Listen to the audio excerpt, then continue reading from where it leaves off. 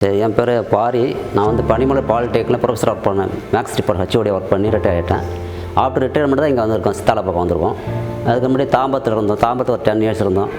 இந்த வீடு கட்ட ஆரம்பிச்சு 2021 ஆரம்பித்து 22 முடித்தோம். அப்போ இங்கே வந்துட்டோம். நாங்கள் வந்து பரணி வீடு கட்டினாங்க ஆவடி பக்கத்தில். அந்த வீடு கிரகபிரவேசம் போகும்போது பார்த்தோம். வீடு பார்த்து நல்லா இருந்ததுனால அதை அப்படியே அங்கே ஃபாலோ பண்ணோம்.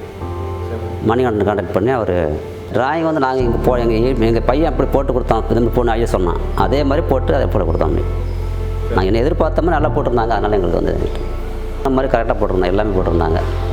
அதனால் இது வரைக்கும் நல்ல ப்ராப்ளம் இருக்குது. 21 ஆரம்பித்தாங்க.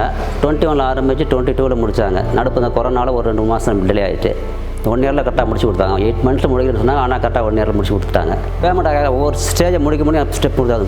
பேஸ்மெண்ட் முடிச்சு அந்த ஸ்டேஜ் கொடுத்தோம். அப்புறம் லிண்டல் ஸ்டேஜ், அப்புறம் நாங்களும் கரெக்டாக கட்டுறோம். Fully satisfied. சாட்டிஸ்ஃபைடு.